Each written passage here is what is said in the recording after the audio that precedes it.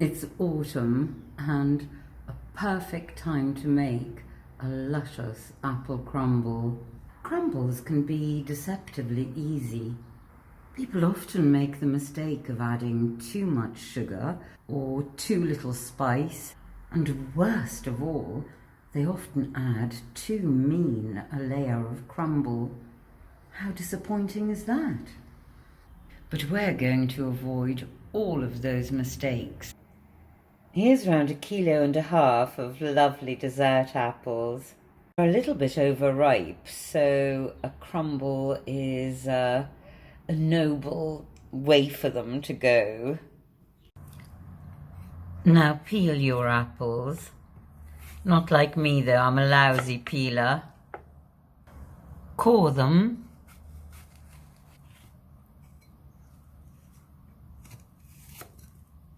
Chop your apples into chunks. I'm going to introduce a little bit of tartness with the juice of half a lemon. These apples are already very ripe and sweet, so I'm only going to add 1 spoon of sugar. You might be surprised to know that I'm going to add a very tiny pinch of salt. Salt always enhances sweetness. Add a teaspoon of cinnamon. It's what kicks it all into life. This is purely optional, but I am going to add a tablespoon of cognac because I think it'll add extra depth to the flavour. And last but not least, I'm going to add 2 ounces of juicy golden raisins. They do add flavour, like little bursts of cidery wine. Stir everything in evenly and put the apples aside. Leave them to macerate while you make your crumble.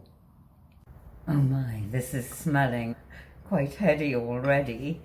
It's making me think of autumn leaves and forest woodgies. So let's get going on our crumble.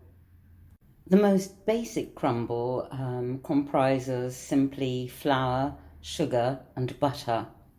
But we're going to make ours a lot more exciting than that.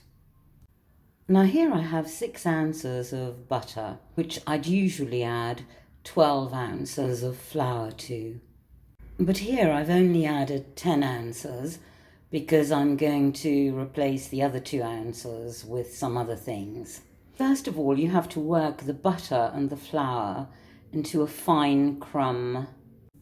Now I've got the butter chopped into more manageable chunks.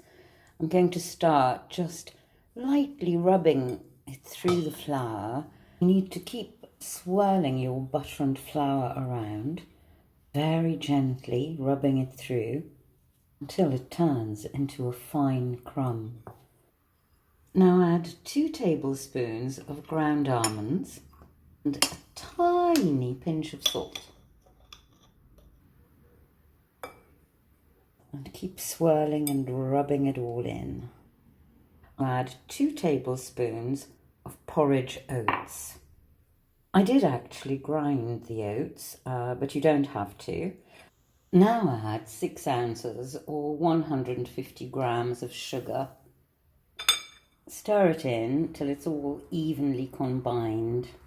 For a little extra crunch and flavour, I'm adding 2 ounces or 50 grams of coarsely chopped walnuts. And I'm stirring them in. It's best to cook your crumble in a nice deep Pyrex or enamel dish. Here I've lined my dish with the apples and raisins. So now I've covered my apples with the crumble mixture. You can see that there's a nice deep layer of crumble. Now I've popped this little darling onto the middle shelf of the oven. I'm leaving it in the oven for 30 to 40 minutes. I can't wait. Now that it's gone all golden on the top, I think it's time to take the crumble out of the oven. Though I say so myself, I think this is looking pretty perfect. all golden and crunchy on the top. Well, I think this more than deserves to be served in a crystal goblet. This is delicious, hot or cold, served with some custard, some ice cream or cream. I'm having mine with a little splash of cream. I'm going in.